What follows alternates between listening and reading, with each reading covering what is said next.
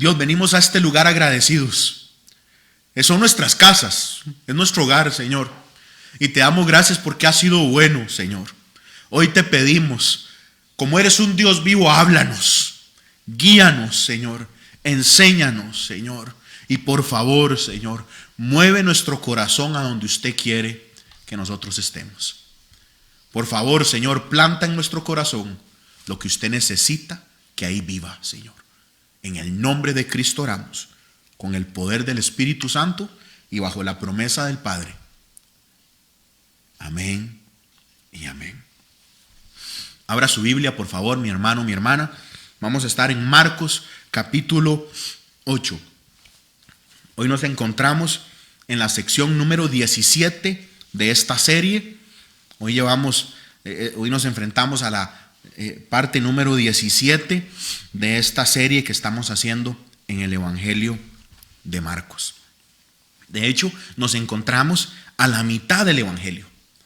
Ya avanzamos hasta la mitad de la buena noticia de Jesús, conforme nos la comparte el evangelista Marcos. Vaya conmigo al capítulo 8, verso 27. De una vez vamos a entrarle a la palabra esta noche. No quiero robar ni un solo minuto al tiempo de la escritura. Dios tiene palabra para usted hoy. Dispóngase para que Dios le hable. Y ahora usted tiene que ser intencional porque tiene un montón de distractores en la casa. Así que desconecte los datos del teléfono, por favor. No sé qué es lo que... Bueno, si está viendo esto en el teléfono, no. Pero si lo está viendo en otro dispositivo y lo van a llamar, por lo menos pare las llamadas y por favor enfóquese en este ratito. Versículo 27 del capítulo 8 de Marcos. Salieron Jesús y sus discípulos por las aldeas de Cesarea de Filipo. Y en el camino preguntó a sus discípulos, diciéndoles: ¿quién dicen los hombres que soy yo? Ellos respondieron: unos Juan el Bautista, otros Elías y otros alguno de los profetas. Entonces él les dijo: ¿y vosotros quién decís que soy? Respondiendo Pedro le dijo: tú eres el Cristo. Pero él les mandó que no dijesen esto de él a ninguno. Ahí es donde quedamos la semana pasada, después de ver un increíble pasaje donde Jesús nos enseña a ver de manera correcta. Como les dije, nos encontramos en el momento, en la mitad, en la bisagra del Evangelio de Marcos, y entonces Jesús le parece un buen momento para probar si sus discípulos están aprendiendo. ¿Y cuál es la mejor forma para saber si nuestros discípulos están aprendiendo? Con preguntas. Y el Señor, como todo gran maestro, empieza a levantar una serie de interrogantes. Esas interrogantes no son solo para los 12. Esas preguntas son para usted y para mí. Porque en el equipo de Jesús existía cierta confusión.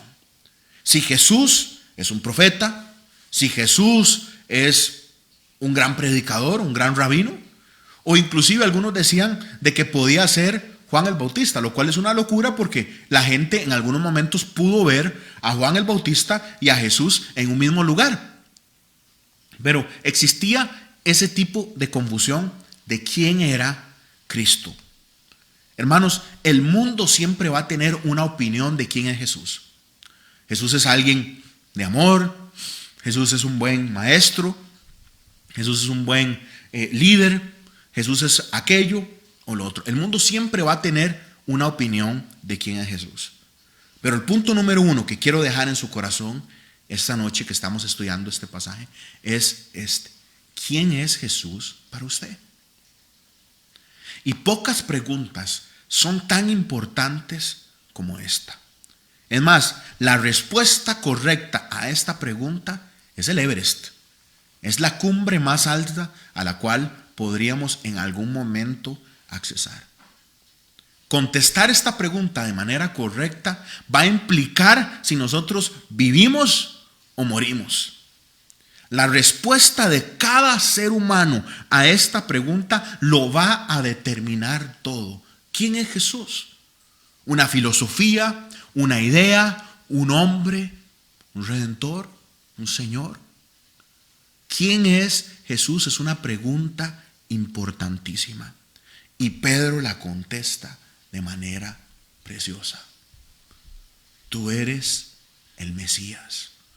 Tú eres el Cristo.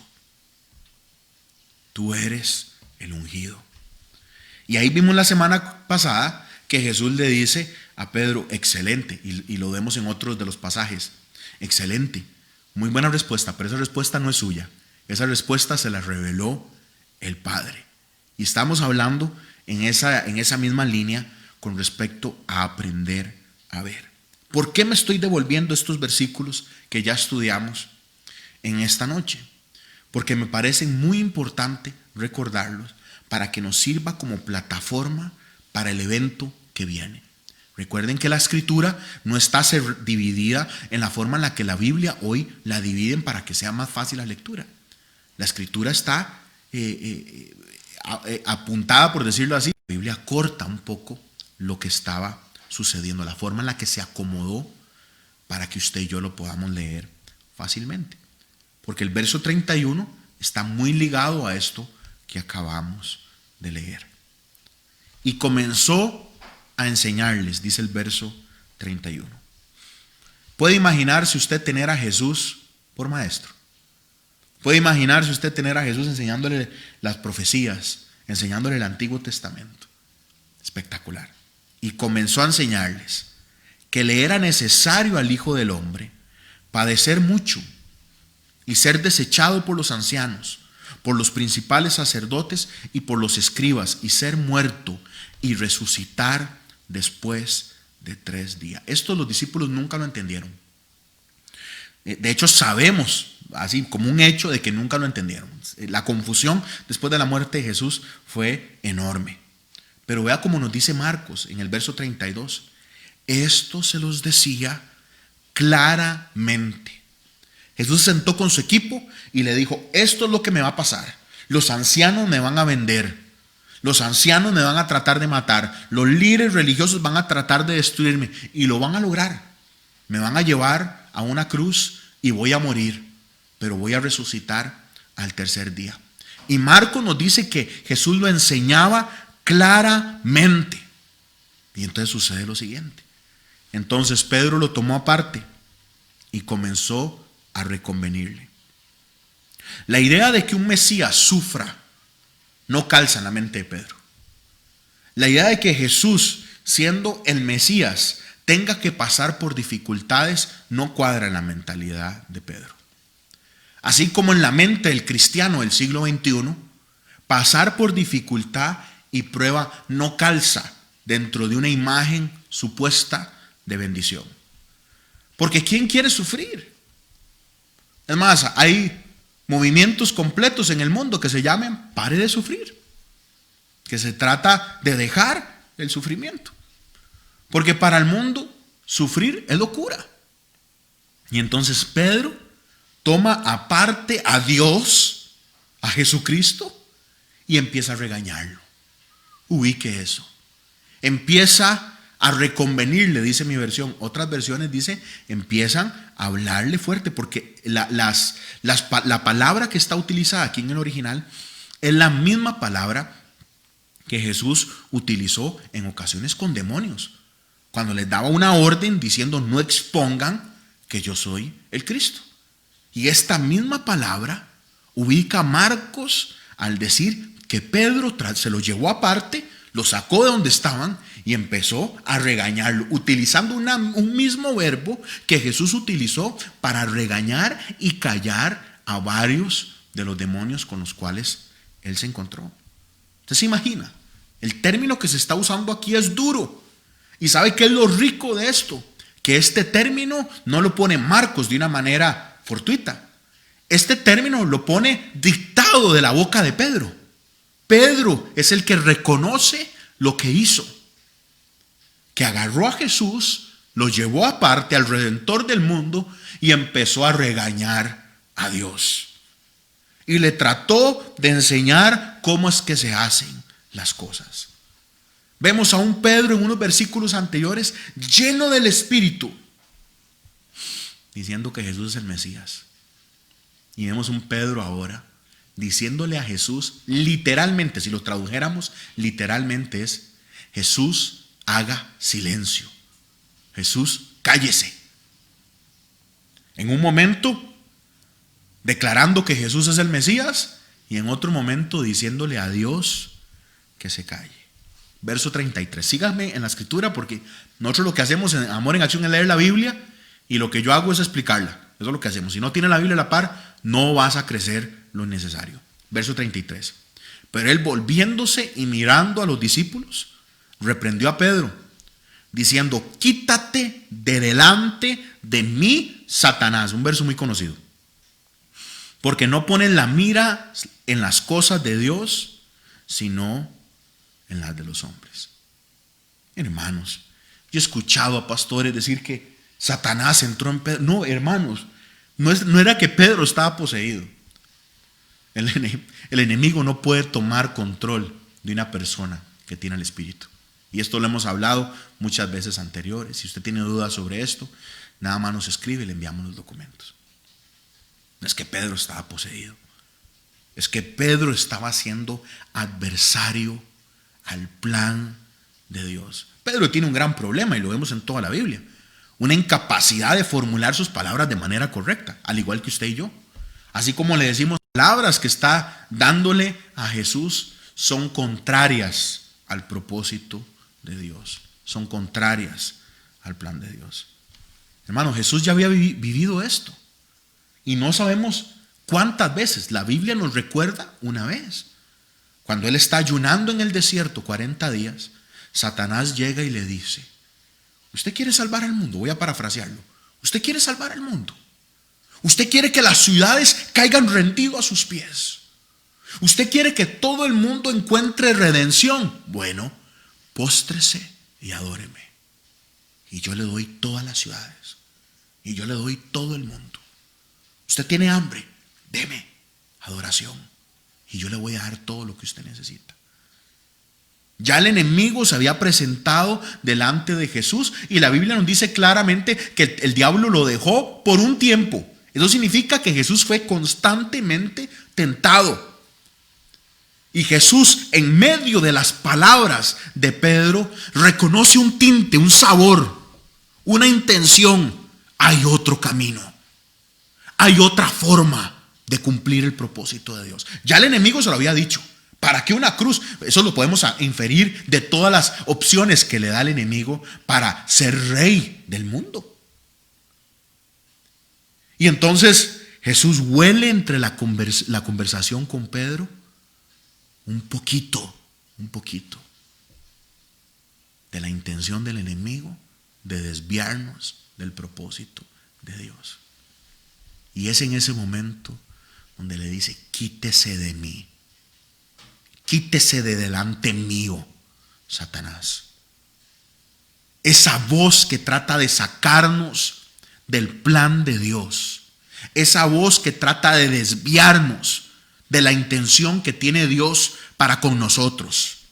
Jesús la reconoce inmediatamente y lo cancela. Quítese delante mío, váyase de este lugar. Y ahora, por medio de la boca de Pedro, Jesús sensa que hay una intención de desviarlo del plan de Dios. Hermanos, qué duro es oír al enemigo en la voz de alguien que amamos. Y hay momentos en la vida donde la gente que amamos, inclusive creyentes o gente que es familia, y una voz que no es del Padre, se convierte en una voz que puede llevarnos a tomar decisiones hacia el infierno, hacia la perdición. Y no es que la persona está poseída, porque Satanás no necesita poseer a alguien para influirlo. Porque hay posesión demoníaca, y claro que es una de las cosas más tristes que puede haber en el género humano, cuando una persona pierde tal control de sus facultades que un demonio toma control de su cuerpo y de sus acciones. Pero el enemigo todos los días está tratando de influirnos a través de dardos. Todos los días está tratando de generar opresión. Opresión con su estrés, con sus dificultades, con sus palabras, con sus quejas. Y está el enemigo tratando de influirlo, tratando de desviarlo del propósito de Dios. Y no es que usted está poseído ni yo. Simple y sencillamente el enemigo empieza atacarnos con la intención de que demos un paso en falso a la voluntad de Dios. Satanás solo ocupa que una persona ignore la palabra de Dios y que hable desde la carne para tratar de desviarlo del propósito de Dios. ¿Cuánto daño hemos hecho en un solo momento cuando decimos una frase que no debimos haber dicho? Cuando tenemos un sentimiento que sabemos que no es de Dios y lo cuidamos y lo chineamos. Cuando tenemos un pensamiento que sabemos que no viene del cielo y lo empezamos a alimentar y lo empezamos a cuidar y le vamos haciendo casa poco a poco. Porque es muy sencillo, hermanos y hermanas, ignorar la palabra de Dios. Porque para ignorarla, lo único que tenemos que hacer es perder la mirada de ella. Y de una manera sencilla, nos podemos ver nosotros, al igual que Pedro, siendo parlante del enemigo. Siendo parlante de lo que él trata de hacer. Entonces, la primera pregunta que quiero dejar en su corazón esta noche es: ¿quién es Jesús para usted? Y la segunda idea que quiero dejar en su corazón también es pregunta, es: ¿cómo podemos evitar caer a donde llegó Pedro, a donde cayó Pedro? Y por dicha, la Biblia es nuestra mejor herramienta, porque el verso 33 en la segunda parte, en la parte B, nos lo aclara. ¿Cómo podemos evitar caer donde Pedro cayó? Jesús nos da la solución, dice. Jesús nos contesta: porque no ponen la mira en las cosas de Dios, sino en las de los hombres. Si usted no está enfocado en Dios, en este tiempo que estamos viviendo, usted se puede perder. Si usted no está enfocado en las cosas importantes del cielo, usted puede perderse en medio de esta pandemia. Y no me refiero al COVID, sino espiritualmente. Porque Jesús no dice: quítate delante de mí, hombre. ¿Por qué Jesús no dijo eso? Porque Jesús: quítate delante de mí, Pedro. Quítate delante de mí, humanidad. ¿Por qué no dijo eso?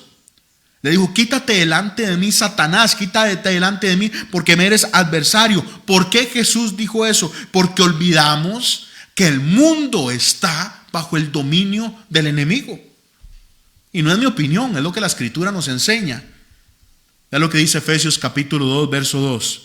En los cuales ustedes anduvieron en otro tiempo, siguiendo la corriente de este mundo, conforme al príncipe de la potestad del aire, el espíritu que ahora opera en los hijos de la desobediencia. Y Juan es más directo, porque Juan capítulo 12, 31 dice: ahora es el juicio de este mundo. Ahora el príncipe de este mundo será echado fuera. Pablo le dice a Timoteo en la segunda carta, capítulo 2, verso 26: y escapen del lazo del diablo, en que están cautivos a voluntad de él. Él tiene cierta autoridad en este mundo, es una autoridad temporal, pero aún la tiene. Y cuando alguien no habla por el reino de Dios, cuando alguien no habla desde la palabra de Dios, habla por el reino del hombre, y el hombre tiene cero autoridad. La perdió en el Edén. Quien tiene la autoridad ahora, terrenalmente, es Satanás. Así que hombre o mujer que hable desde la carne, hombre o mujer que hable fuera de la palabra, que hable fuera del reino de Dios, habla en nombre de Satanás. Y Jesús es tan duro en esto que en varias ocasiones les dice a la gente que no lo entiende a él y que no quiere seguirlo: ustedes son de su padre el diablo.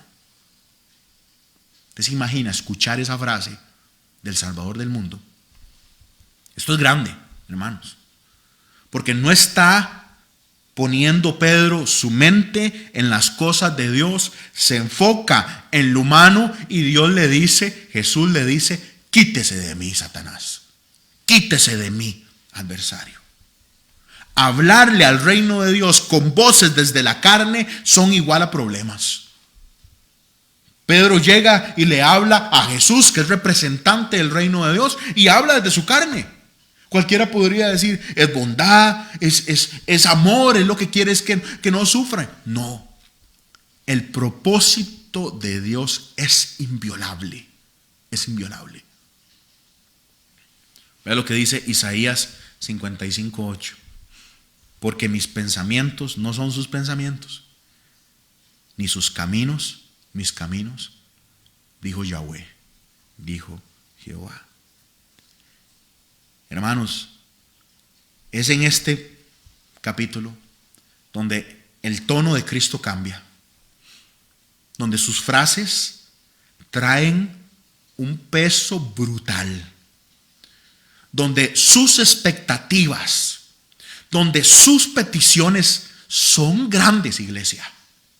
Y es en este momento donde la temporada y la idea que tenemos de un Jesús de paz y amor, un Jesús que pone una mejilla y luego le golpean y luego pone la otra, y empezamos a notar que el verbo de Cristo cambia y empieza a pedir una serie de exigencias que van de acuerdo a las expectativas que Él tiene con usted y conmigo.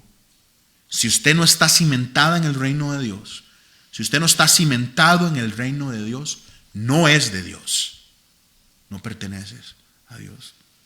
Y Jesús lo deja claro: los caminos del hombre son los pensamientos del hombre, y para Jesús, dice, son del enemigo. Primer pregunta: ¿quién es Jesús para usted? Es el Mesías, es su Señor. Segunda, ¿cómo evitamos caer donde cayó Pedro? Poniendo nuestra mirada en las cosas divinas. Tercer punto que quiero dejar en su corazón. Y oro para que el Señor esté abriendo su corazón y que yo tenga la capacidad de darle la palabra que Dios ya me dio, y espero que usted esté recibiendo esto con un corazón abierto y con una buena intención a que el Espíritu de Dios opere en nosotros en esta temporada que estamos viviendo. ¿Quién es Jesús para usted? ¿Y cómo podemos evitar caer donde cayó Pedro? Tercera idea: ¿cómo nos libramos de caer en las garras del plan del enemigo? Porque la Escritura nos dice que el diablo tiene maquinaciones, él tiene estrategias, él tiene ideas. Y entonces, ¿cómo podemos evitar caer de manera insensata, o tal vez ni siquiera nos damos cuenta? Poco a poco, así el efecto de la rana que están calentando el agua, y poco a poco cuando se da cuenta ya está hervido. ¿Cómo nos podemos librar? La Biblia por eso tiene que ser la herramienta suya para vivir. Y ese es mi llamado que hago todas las veces que utilizo el púlpito. La Biblia tiene que ser la herramienta suya para vivir bien. Un constructor necesita tener su herramienta. Un cirujano necesita tener todos sus artículos para hacer la cirugía. Un médico necesita todo lo necesario. Una persona que trabaja en belleza necesita tener todos los artículos necesarios para preparar a su cliente, a su clienta. Usted, como hijo o hija de Dios, tiene que tener la herramienta necesaria, que es la palabra. Y vea lo que dice el verso 34. Y llamando a la gente y a sus discípulos, les dijo: si alguno quiere venir en pos de mí, niéguese a sí mismo, tome su cruz y sígame. ¿Cómo nos libramos de caer en las garras del plan del enemigo? Quiero que note un detalle antes de que nos centremos, porque este es el corazón del mensaje que Dios me dio para usted. Pero veo un detalle en el verso 34. Y llamando a la gente de los discípulos. Recuerden de que Pedro lo había sacado. Yo les he enseñado que la Biblia se lee en estos pequeños detalles. Pedro había llamado a Jesús. Él, muy espiritual: voy a hablar con Jesús y lo voy a regañar para que no haga eso, para que no vaya a Jerusalén y no lo maten. Y entonces Jesús en el 34 llama a la gente y llama a todos los discípulos. Hace esto lo más público que puede. Si alguno quiere venir en pos de mí, niéguese a sí mismo, tome su cruz y sígame. Y cuando yo leo pasajes como estos en mi devocional, no puedo seguir. Y estoy seguro que a usted le pasa lo mismo. No se puede avanzar. No se puede avanzar a un verso como este. Porque son palabras poderosas que intimidan. Si alguno quiere seguirme, tome su cruz, niéguese a sí mismo y venga. Y venga. Estas palabras están embarazadas con significado. Están llenas de una emoción que viene del cielo. Dice, síganme y mueran. Y este hombre le acaba de decir a su equipo que va a morir.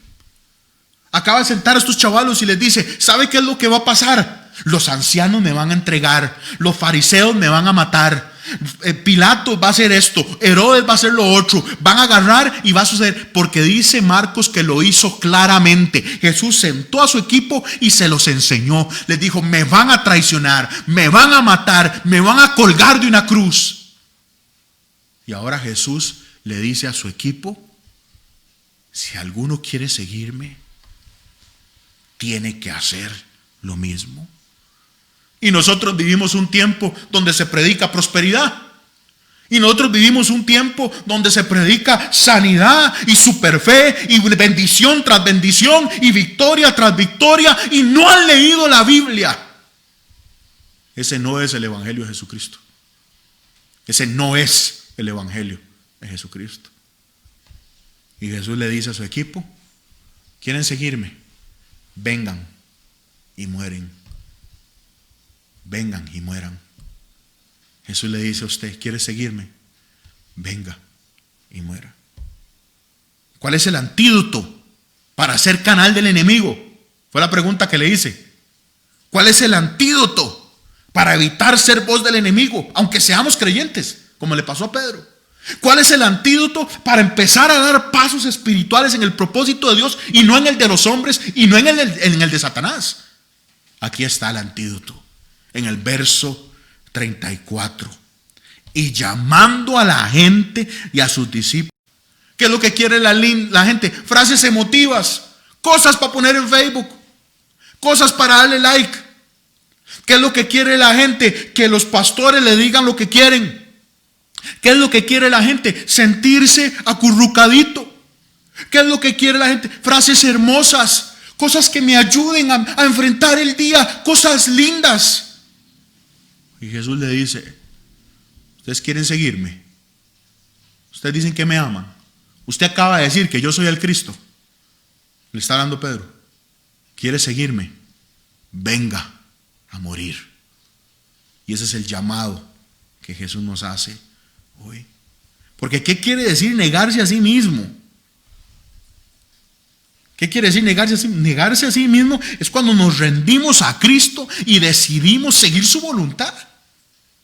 Es ese momento donde estamos en una encrucijada, donde está nuestro plan, está nuestra idea, está mi intención de hacerme arquitecto, de levantar mi empresa, está mi intención de hacer una serie de cosas, está su intención de hacer una, y en la otra mano está el llamado a Dios y pagar el precio por tirarse a seguirlo a Él. Nos negamos cuando nos rendimos a Cristo. Yo no sé cuál es el caminar suyo, pero usted va a tener esta decisión delante suyo. Usted es profesional, va a tener esta decisión. Usted es estudiante, va a tener esta decisión. Y yo no me refiero a dejar carreras, no, hombre, Dios necesita profesionales. Me refiero a prioridades. ¿A dónde está su corazón? ¿Cómo sé dónde está su corazón? ¿Dónde está su tiempo? ¿Dónde está su plata? ¿Dónde están sus emociones? ¿Dónde está su esfuerzo? ¿Dónde está su cariño? ¿Dónde está su ánimo? Ahí es donde está el centro, el núcleo de lo que usted es. Nos negamos cuando nos rendimos a Cristo. Nos negamos cuando la prioridad es lo de Él. Nos negamos cuando decidimos seguir su voluntad, aunque duela, aunque nos moleste, aunque a veces se haga de cólera. Pero nos negamos en el momento en el que el Señor, todos los días les estoy enviando un audio de los diferentes nombres de Dios, donde el Adonai, donde el Kyrios es Él. Y si Él es Kyrios, yo soy esclavo. Nos negamos cuando decidimos seguir su voluntad.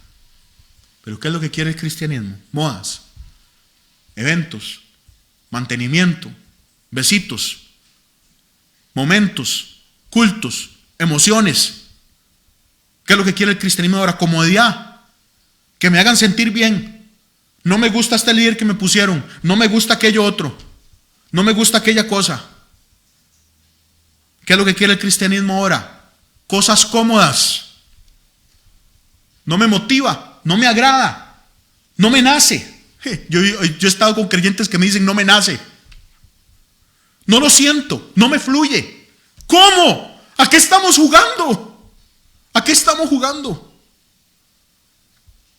Si Jesús dice, vengan y mueran. Esto no es de sentir. Esto no es de hacer cosas. Esto es de caer rendido delante de Él. Entregar agenda, preocupaciones. Y usted tiene que tener la madurez necesaria para lo que yo le estoy diciendo. No tiene que dejar su trabajo, no tiene que dejar la universidad. Usted puede seguir siendo profesional, usted puede seguir siendo estudiante teniendo a Cristo por prioridad en su corazón. Porque usted saca el tiempo de estar con Él, saca el tiempo de proclamarlo a Él y saca el tiempo de ser buen testimonio para los demás, que es la mejor predicación. Pero rendirse es caer ante Él y darle a Él todo lo que somos. Eso es morir. Morir es dejar nuestros planes. Morir es dejar nuestra intención y ponerla delante de Él. Este plan, esta intención va acorde con su voluntad. Este plan, esta intención va acorde con lo que usted quiere, Cristo. Y en algunos casos el Señor va a decir amén, vamos. Y en otros momentos el Señor va a decir alto. El Señor va a decir suave. Porque la voluntad de Él tiene que estar por encima de la suya. ¿Qué es para Jesús lo necesario para no caer en el plan del enemigo? ¿Qué pregunta? ¿Qué es para Jesús lo necesario para que usted y yo no caigamos en el plan del enemigo? Que al final de cuentas el plan del enemigo es matar nuestra fe. El plan del enemigo es desviarnos de Él. Y que poco a poco empecemos a dar pasos. Todo el mundo ha escuchado esa analogía de que cuando usted vuela un avión o un helicóptero y usted se desvía medio grado de la dirección que usted debería tener, lo cual sería algo casi como unos pelitos, usted se desvía a esa dirección y usted adelanta kilómetros y kilómetros y kilómetros, usted puede llegar totalmente a otro continente. Podemos perder el rumbo total con una decisión mal tomada en este momento, pero por dicha hay tiempo para rectificar. ¿Qué es para Jesús lo necesario para no caer en el plan del enemigo? Venga en pos de mí, niéguese a sí mismo y tome su cruz. Para nosotros hoy, la cruz es algo lindo. Para nosotros hoy, la gente se tatúa las cruces. La gente anda una cruz colgando del cuello. Las ponemos de adornos en la casa. La cruz es algo lindo en el tiempo nuestro. Pero en el tiempo en el que Jesús dice esto, la cruz es el instrumento de tortura más terrible que existe. La cruz es muerte. Y muerte horrible. Muerte terrorífica. Ningún discípulo de Jesús pensó que la cruz era algo chiva. Y es más, cuando usted estudia la historia del arte y ve todos los símbolos importantes para el cristianismo en el primer y segundo siglo, nunca la cruz fue una pieza importante. Hasta siglos después. Porque la cruz significaba muerte. Máquina de muerte horrible. Es como andar hoy una silla eléctrica. Andar hace unos años una silla eléctrica. O andar una inyección con una inyección letal tatuada en el brazo. Para ellos era un instrumento de muerte terrorífico. Y Jesús dice, ¿quiere venir en pos de mí? Niéguese a sí mismo, tome su cruz y sígame. Y Jesús más directo les dijo a todos, vamos para Jerusalén, pero yo voy para Jerusalén a morir. ¿Cuántos van conmigo? Yo voy para Jerusalén, pero ahí me van a matar. ¿Ustedes van conmigo? Y ojo que esto no se refiere a cuando la gente dice, Él es mi cruz. Por ejemplo, una esposa que dice, que yo tengo que cargar a este chavalo porque es mi cruz. O como un compañero mío del cole, que recordaba de una manera bien ruda cuando la mamá le decía: ¿hasta cuándo tengo que cargar con esta cruz? Cada vez que se equivocaba. Jesús no se refiere a eso. Jesús se refiere a muerte, a dejar de vivir. Jesús habla de una verdadera muerte. Y una verdadera muerte que usted y yo hoy vivimos. Una muerte a nosotros mismos. Que Juan decía: es necesario que yo mengüe.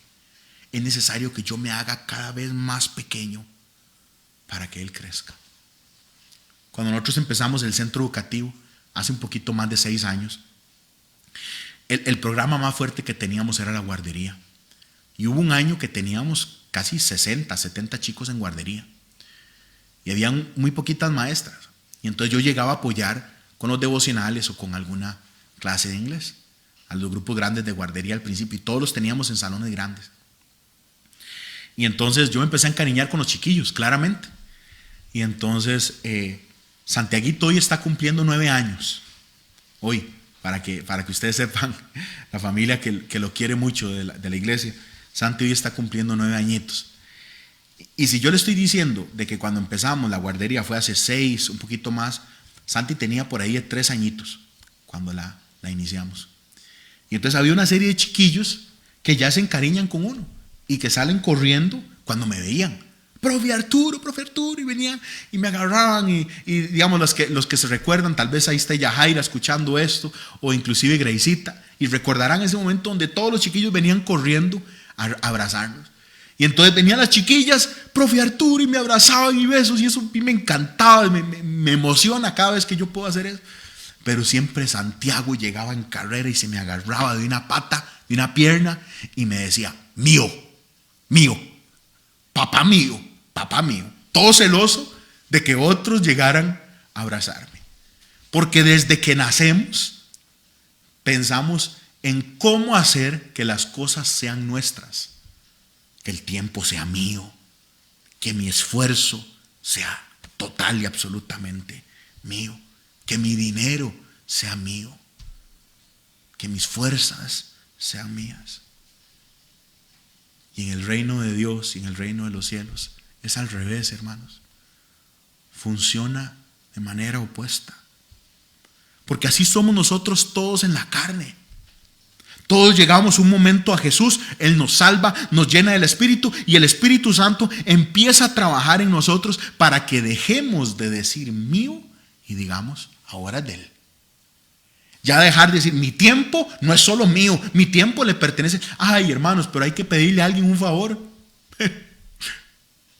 Hay que pedirle a alguien algo porque mi tiempo es mío, mis fuerzas son míos, mis dones son míos, mi talento es mío. Esto es mío. Y se lo dan a cualquier mundano que les da un salario por eso. Pero a Dios no. Porque son mis cosas. Son mis habilidades.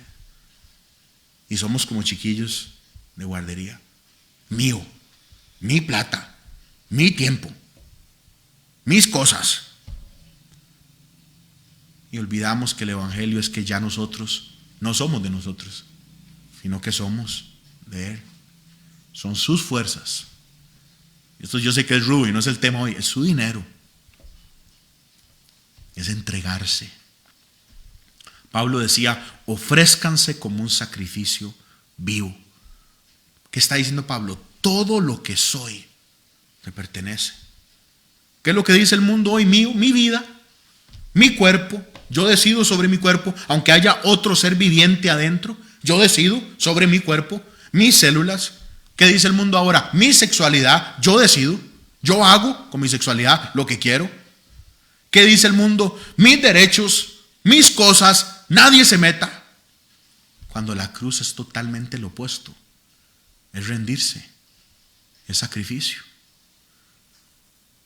Y entonces llegamos a un momento duro del evangelio. Porque lo que está diciendo Cristo es que hay gente que puede seguirle, que puede pensar que camina con Él, pero no lleva su cruz. Hay gente que cree que es salva porque va a una iglesia, pero no carga en su hombro el llamado que nos hace Jesús a llevar la cruz. Y aquí, hermanos, hay que hacer un paréntesis enorme, porque aquí yo no estoy predicando obras.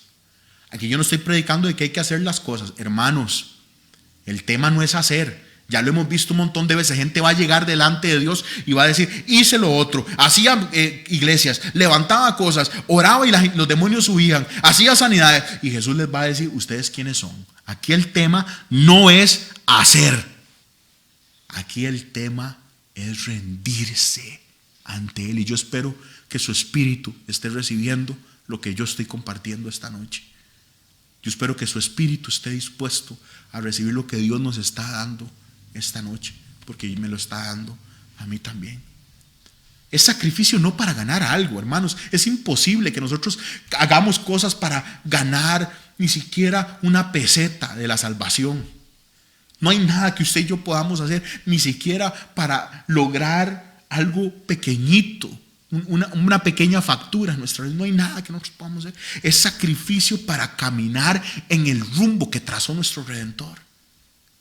Porque el camino que Él marcó no fue de prosperidad en victoria y yates y carros y Rolls Royce y apartamentos y casas como se predica en la tele. No.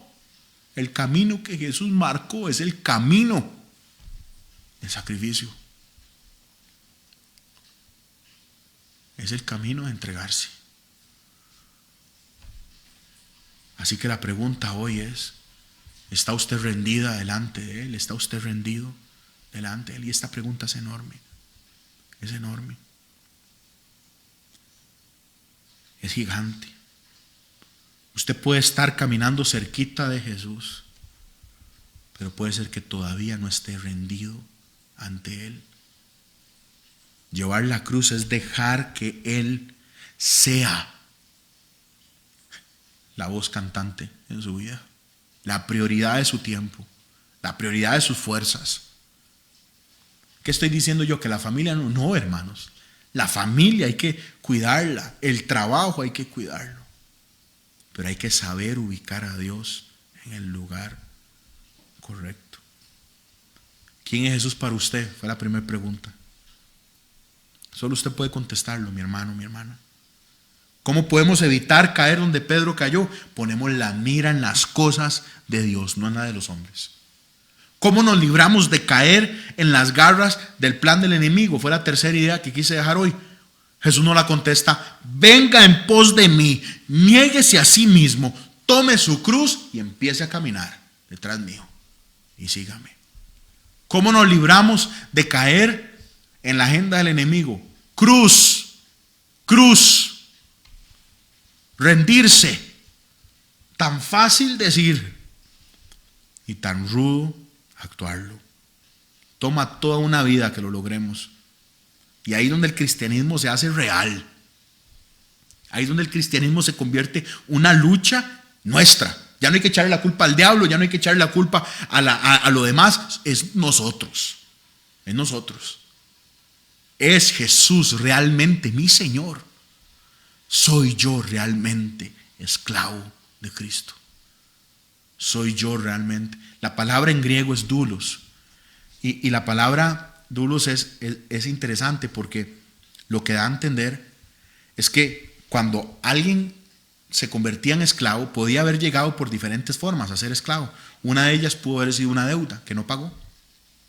Entonces, al no pagar esa deuda, se hacía esclavo de la persona hasta pagar la deuda.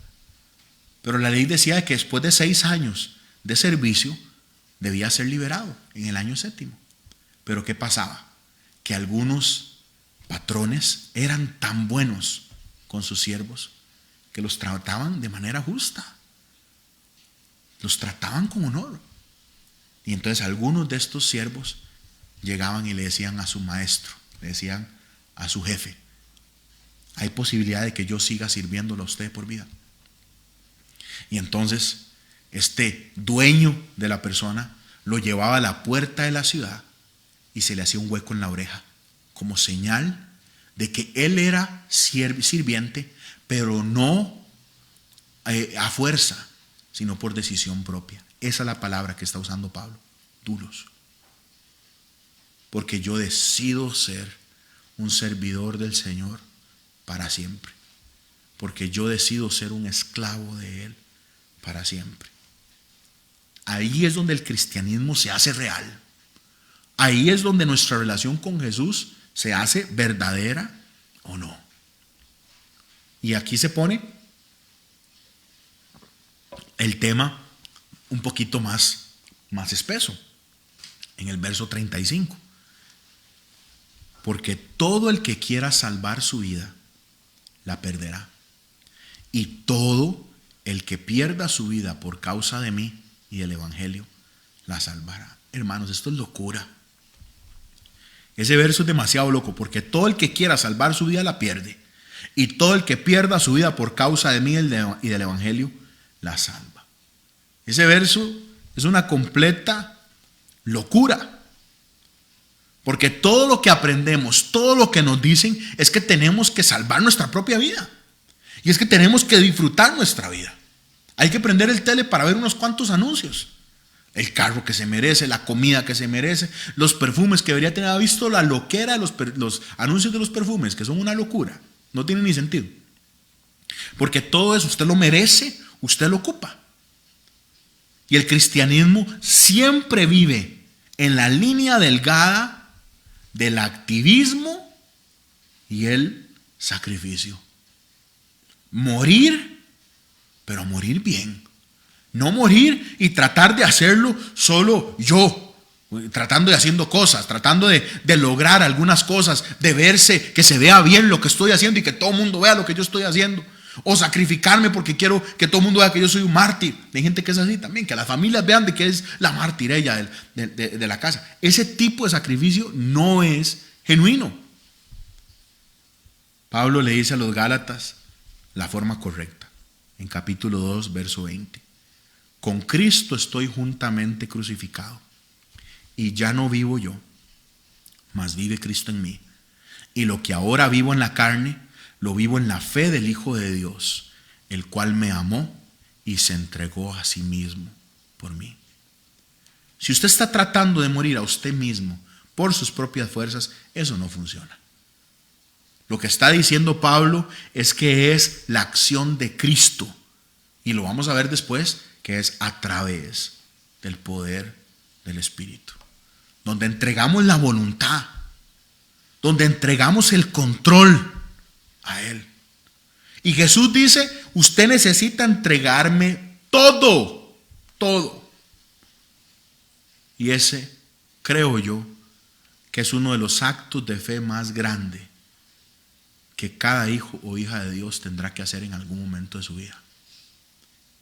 Ponerlo a Él por prioridad completa. Ve el 36 del 8 de Marcos. Porque ¿qué aprovechará el hombre si ganara todo el mundo y perdiere su alma? ¿O qué recompensa dará el hombre por su alma? Dos preguntas retóricas claramente de Jesús. Jesús no estaba esperando una respuesta a los discípulos, pero dice, ¿qué aprovecha el hombre si gana todo el mundo y pierde su alma? ¿O qué recompensa dará el hombre por su alma? Pero qué nivel de preguntas para poner todo en perspectiva. Porque hay que reconocer algo. Vivir cómodo aquí es lindo en esta tierra y es disfrutable. Y puede ser hasta divertido. Pero ¿qué es lo que nos está diciendo Jesucristo? Y ahorita lo estamos ilustrando con la forma en la que Pablo nos habla de este tema. Que tenemos que tener una perspectiva más allá de lo que tenemos al frente. Al final de cuentas, una vida de 80 años invertida para tener riqueza aquí en la tierra no es útil a la par de una eternidad alejado de Él. Una vida de 120 años invertida para tener salud. lo loco de esto. Comer sano, hacer y todo eso es buenísimo. Y hacer y todo. Pero si usted pierde su alma, no le sirvió de nada. No le sirvió de nada. O una vida para ayudar a los pobres y entregar todo su sudor y toda su frente, rasparse la frente, tratar un montón de esfuerzos, levantar un montón de ministerios y ayudar. Pero si usted pierde su alma, de nada le sirvió. Porque hay vida más allá de esta vida. Y Jesús nos dice, póngala en perspectiva. Hay vida después de la vida. Y esa mirada los jóvenes la tienen que entender y los niños la tienen que entender. Los adultos también. Que es necesario entregarlo todo cuando tenemos la perspectiva correcta. Cuando tenemos claro hacia dónde vamos. Vean lo que dice Pablo en esta misma línea a la iglesia en Filipos, Filipenses capítulo 3, verso 7. Pero cuántas cosas eran para mí ganancia. Las he estimado como pérdida por amor de Cristo. Y ciertamente aún estimo todas las cosas como pérdida por la excelencia del conocimiento de Cristo Jesús, mi Señor, por amor del cual lo he perdido todo y lo tengo por basura para ganar a Cristo. Estas son las palabras de un hombre que ha sido transformado. ¿Transformado por qué? Porque tiene una perspectiva ahora eterna. ¿Qué es lo que nos dice Jesús? Si usted se aferra a su vida, la va a perder. Pero si usted la suelta, la gana. ¿Quiere salvar su vida? Deme su vida, dice Jesús. ¿Quiere salvar su vida y dejársela a usted y ser el Señor y arquitecto de su vida? Perfecto, la va a perder. Jesús dice, si usted me da la vida a mí, vive por el evangelio, en medio de su oficio, en medio de su profesión, con su familia, con la gente que está alrededor suyo, con la gente que Dios ya diseñó que usted estuviera alrededor en la empresa en la que usted trabaja, en la universidad en la que usted estudia, en el cole en el que usted está. Si usted me entrega su vida al evangelio, a la proclamación de la buena noticia, ahora la ha ganado. Pero si usted se la trata de dejar para usted, y construir seguridad para usted y hacerse un nidito bien cómodo aquí, la va a perder. Primer pregunta, ¿quién es Jesús para usted? Segunda, ¿cómo podemos evitar caer donde cayó Pedro? Poniendo la mira en las cosas de Dios y no en las de los hombres. Tercera, ¿cómo nos libramos de caer en las garras del plan del enemigo? Vengan a mí, niéguese a sí mismo, dice Jesús, tome su cruz y sígame. ¿Cómo nos libramos del plan del enemigo? Cruz. Pero no termina ahí el pasaje, le falta un versículo, verso 38, que es la idea número 4 que quiero dejar en su corazón. Jesús nos deja una advertencia a usted y a mí hoy, en tiempos de pandemia, en tiempos de lo que estamos viviendo. Porque el que se avergonzare de mi, verso 38, y de mis palabras en esta generación adúltera y pecadora, que es la misma que estamos viviendo nosotros, el Hijo del Hombre se avergonzará también de él cuando venga en la gloria de su Padre con los santos ángeles. Deje caer ese versículo, por favor, en su espíritu, y que lo entienda no solo su mente, sino su corazón. Porque el que se avergonzare de mí y de mis palabras en esta generación adúltera y pecadora, el Hijo del Hombre se avergonzará también de él cuando venga en la gloria de su Padre con los santos ángeles. Esto a los discípulos les pegó durísimo. ¿Por qué? Porque los discípulos, algunos ya están entendiendo que Jesús es el Mesías. Y en la concepción hebrea del Mesías es un libertador, es un rey poderoso. Ellos andan con el conquistador. Pero ahora este conquistador les dice que él va a morir, que va para Jerusalén, que quieren andar conmigo. Es el mismo llamado que él hace hoy. Es el mismo llamado que nos hace a nosotros. La cruz no solo es muerte, iglesia. La cruz es vergüenza. Desde la perspectiva judía, morir en la cruz era una maldición. Maldito todo aquel que colgare de un madero. Deuteronomio. Y entonces estos muchachos dicen, ok, voy a seguir a este tipo, voy a seguir a este muchacho que dice que es el Mesías, pero va a ser rechazado, lo van a matar, va a ser humillado, va a morir en una cruz, va a ser desnudado por toda la ciudad, va a ser considerado para siempre como una maldición en Dios. Y ahora Jesús dice, ustedes se van a avergonzar de mí. Porque el que se avergonzare de mí y de mis palabras, el Hijo del Hombre se avergonzará también de él cuando venga en la gloria. Jesús dice, se van a avergonzar de mí cuando yo voy a llevar la vergüenza de todos ustedes y de toda la humanidad en mis hombros. Si lo estoy haciendo para salvarlos. Hermanos, pero la cultura en la que vivimos, si nos mantenemos firmes como creyentes, vamos a ser avergonzados a cada momento. Por nuestras opiniones, por las amistades que tenemos, por las críticas que hacemos. Y la pregunta que hace Jesús es, ¿ustedes están de acuerdo a pagar este precio que les va a costar? Juan lo dice de una manera muy directa, Juan capítulo 15, verso 18. Si el mundo los aborrece, sepan que a mí me han aborrecido antes que a ustedes. Si fueran del mundo, el mundo amaría lo suyo. Pero porque no son del mundo, antes yo los elegí del mundo, por eso el mundo los odia. Hoy tenemos que tomar una decisión de cero vergüenza por Jesús. Y hablo a los niños que me están escuchando, y a los jóvenes que me están viendo, y a todos los adultos que estamos hoy conectados. Tenemos que ser la generación que no se avergüenza de Jesús, aunque lo usen mal. Que no se avergüenza de la palabra, aunque la usen mal y se burlen. Pablo le dijo a Timoteo, y con esto voy cerrando, hermanos, en la segunda carta, capítulo 1, versículo 8. Por tanto, no te avergüences de dar testimonio de nuestro Señor, ni de mí, preso suyo, sino participa de las aflicciones por el evangelio según el poder de Dios. No se avergüence de Jesús. No se avergüence de su sufrimiento. Tenemos a un Jesús que marcó camino para cada uno de nosotros. Y ese camino no va a ser fácil.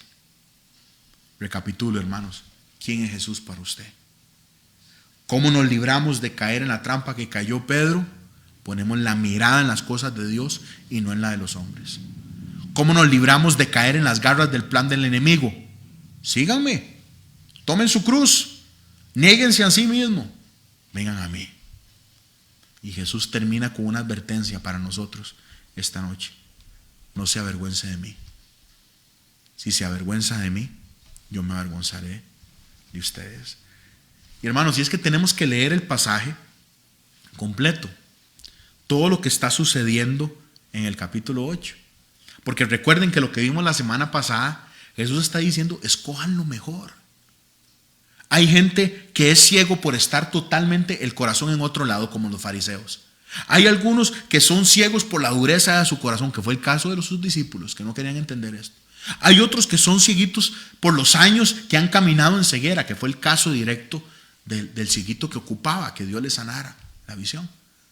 Y Jesús llega y lo toca, pero después le pregunta, ¿puede ver bien? Y entonces aún hay casos de ceguera donde se puede ver un poquito, pero se ve borroso. Y entonces Dios tiene que aclararnos la visión.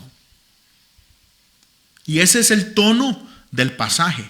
Usted puede ver cuando entiende bien.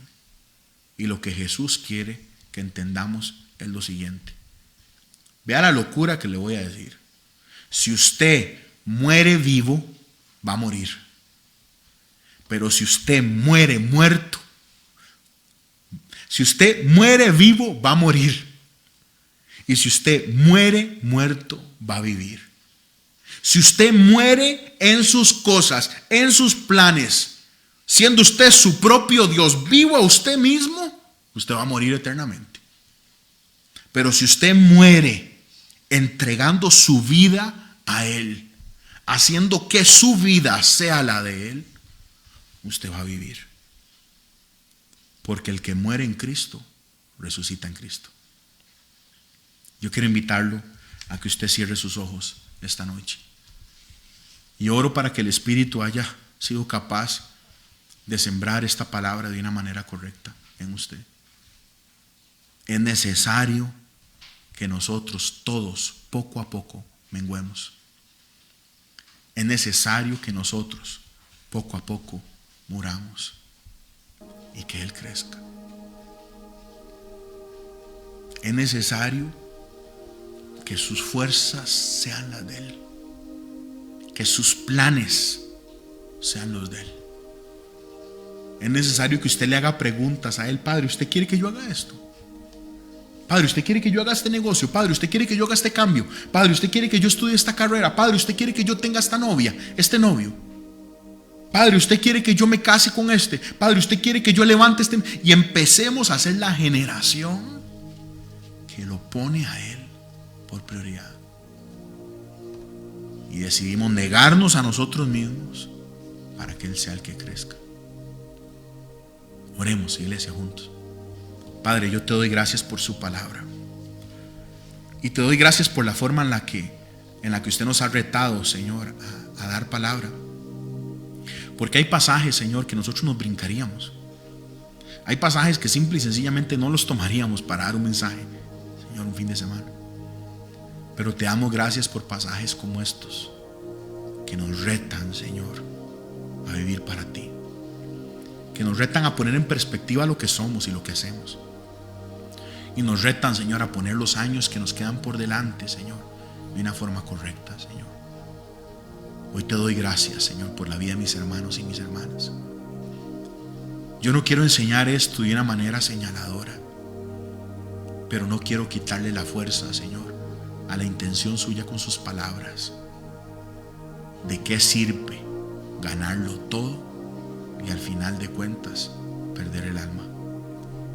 Hoy oro para que tu Espíritu Santo dé la sabiduría a cada uno de mis hermanos a tomar las decisiones correctas con respecto a su vida, a su agenda, a su dinero, a sus esfuerzos, Señor. Y que pongan, Señor, en la balanza si realmente están trabajando, Señor, conforme a lo que usted ha hecho.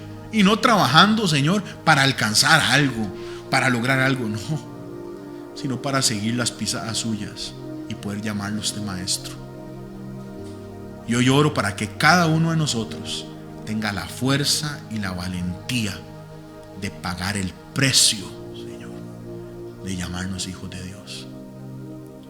Y hoy oramos para que cada uno de nosotros esté dispuesto a pagar el precio de llevar su cruz. Hoy oramos para que cada familia, para que cada individuo que está viendo esto esté dispuesta y dispuesto a pagar el precio de vivir para Jesús. Todo esto lo pedimos en el poderoso nombre de nuestro Redentor. Amén